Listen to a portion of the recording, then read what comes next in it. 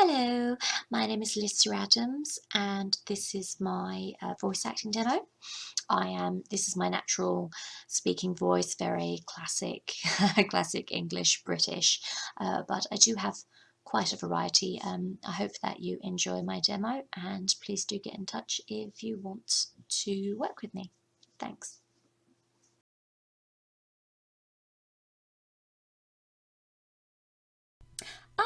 Hello there, how are you?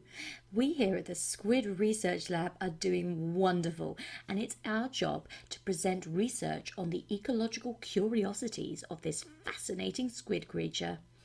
This particular squid can in fact transform into a humanoid. In squid form, they can dive into and become one with their ink, whilst in humanoid form, they can utilise various tools to cover turf with it. While we have officially named this breed of squid the inkling, we prefer to just call them squids. Like more common squids, they can alter their appearance at will, including skin tone and eye colour. For some reason, though, their hair-like tentacles seem to change colour automatically in combat situations. Science tells us that the squid's natural nemesis is the octopus, or in this case, the octarians. But octopi will do. It seems that one Captain Cuttlefish has ordered the Inklings to take back a zapfish stolen by the Octarians. With Captain Cuttlefish's expert advice, they may just take back that zapfish. My son, the day you were born, the very forests of Lordarian whispered the name Arthos. My child, I watched with pride as you grew into a weapon of righteousness. Remember, our line has always ruled with wisdom and strength, and I know you will show restraint when exercising your great power. But the truest victory, my son, is stirring the hearts of your people. I tell you this, for when my days have come to an end, you shall be king. Good day, Pooh. What are you doing? Using a balloon to get some honey? Splendid idea. Allow me to offer a few pointers. Now, Pooh, you can get honey by floating up this tree with his balloon. The honey is inside the tree hollows, not the beehives you see here. There's quite a lot of honey in these holes. If Pooh gets too close, the bees will come out to protect their honey. If they get to Pooh, they'll pop his balloon. Lock onto the bees and swat them away. The more time Pooh has at each hollow, the more honey he can eat. There's more honey higher up, too. If the jumping from branch to branch proves difficult, try the rush command. Rush can help you catch up to Pooh more quickly, but it isn't fully reliable. Good luck. Good job, Ben.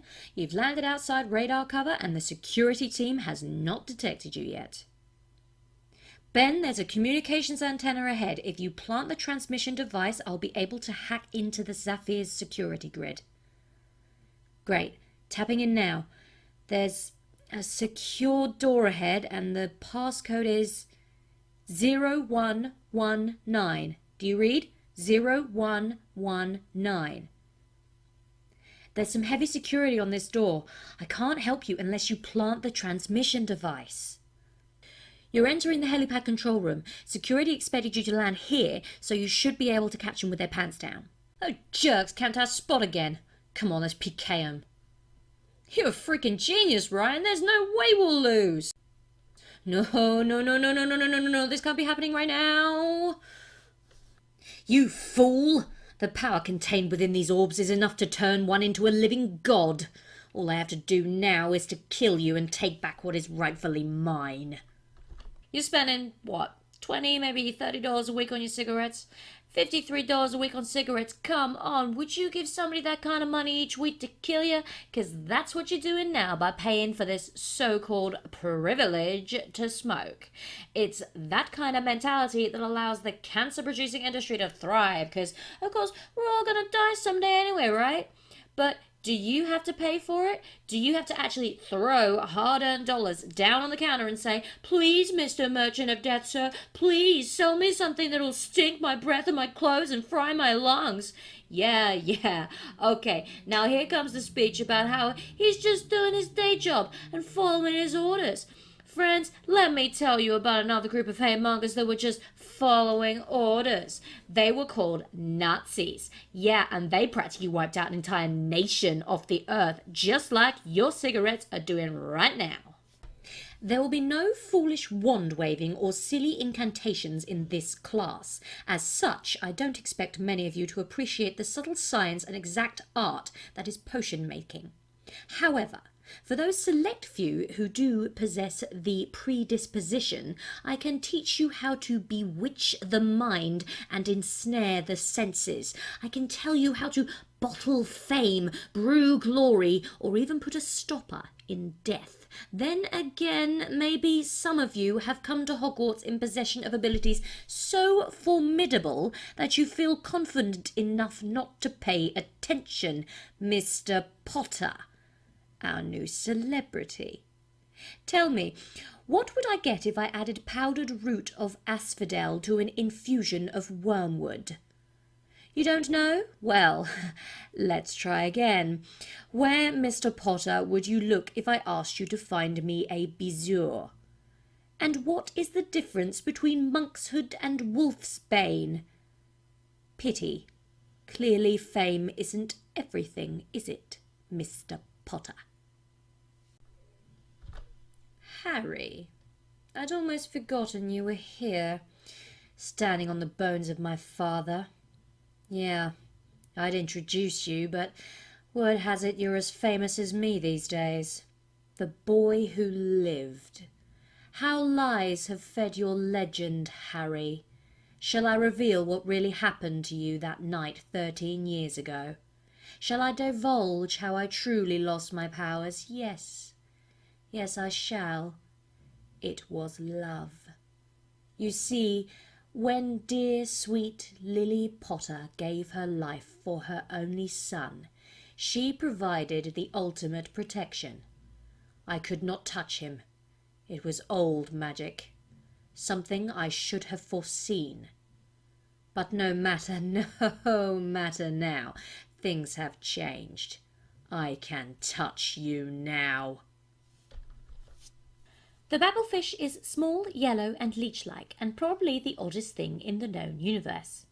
It feeds on brainwave energy received not from its own carrier, but from those around it.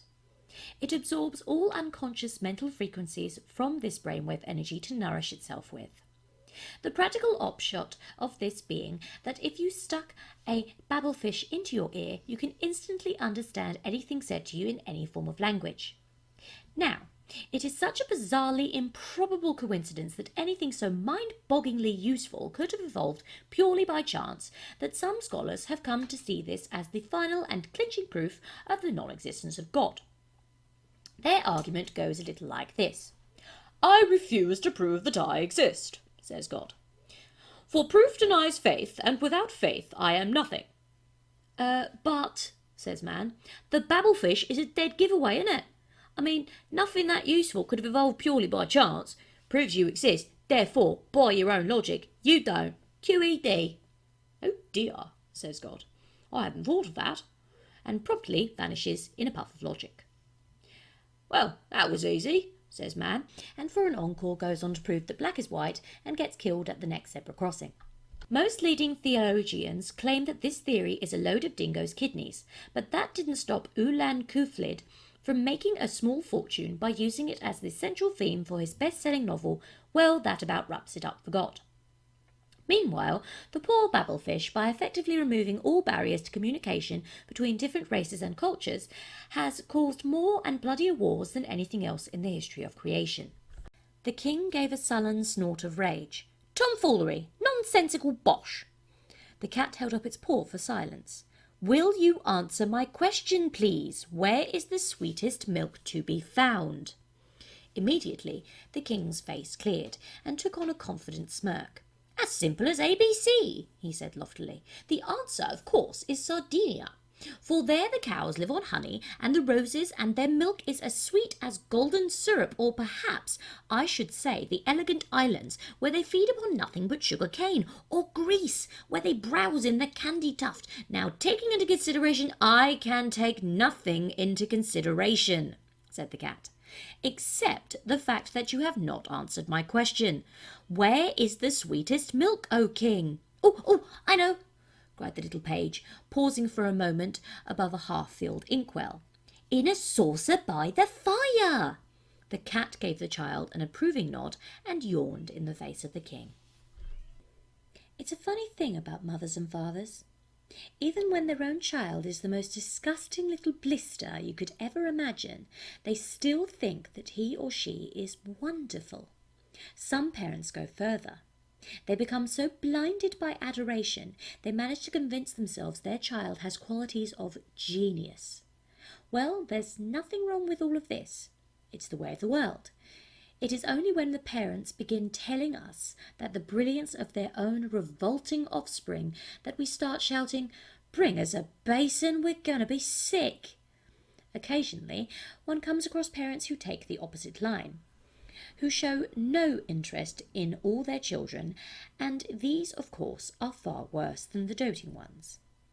Mr. and Mrs. Wormwood were two such parents. They had a son called Michael and a daughter called Matilda, and the parents looked upon Matilda in particular as nothing more than a scab. A scab is something you have to put up with until the time that it comes when you can pick it off and flick it away. Mr. and Mrs. Wormwood looked forward enormously to the time when they could pick their little daughter off and flick her away, preferably to the next county, or even further than that. It is bad enough when parents treat ordinary children as though they were scabs and bunions, but it becomes somehow a lot worse when the child in question is an extraordinary child, and by that I mean sensitive and brilliant. Matilda was both of these things, but above all she was brilliant. Her mind was so nimble and she was so quick to learn that her ability should have been obvious even to the most half-witted of parents. Mr. and Mrs. Wormwood were both so gormless and so wrapped up in their own silly little lives that they failed to notice anything unusual about their daughter. To tell the truth, I doubt they would have noticed even if she had crawled into the house with a broken leg. The last thing I remember was spinning through outer space, untethered from my spacecraft, knowing I was going to die. And now I'm alive, at least I think I am. I don't know how much time has passed, but I'm in an unfamiliar environment. Somehow a greater power has brought me back to life. But the question is, who or what? More importantly, why? Here I wait, in this damp carriage. I can do nothing now but plan my journey back to my homeland, for I am now hunted by men who are determined to frustrate my designs. I, Count Dracula, hunted. My ancestors hiss at their ignorance of my power, but in a country that is not my own, I am weakened. But now they pursue me, and I run from them like a coward. She will do my bidding, come to my beckoning call, and they will never be able to bring her back. You see, I have stolen her sweet blood, and they can do nothing to subvert my cause. She will be my flesh and blood, my kin. Whenever I get gloomy with the state of the world, I think about the arrivals gate at Heathrow Airport. General opinion's starting to make out that we live in a world of hatred and greed, but I just don't see it. It seems to me that love is everywhere. Often it's not particularly dignified or newsworthy, but it's always there. Fathers and sons, mothers and daughters, husbands and wives, boyfriends, girlfriends, old friends. When the planes hit the Twin Towers, as far as I know, that none of the phone calls from the people on board were messages of hate or revenge. They were all messages of love. If you look for it, I got a sneaky feeling you'll find that love actually is all around.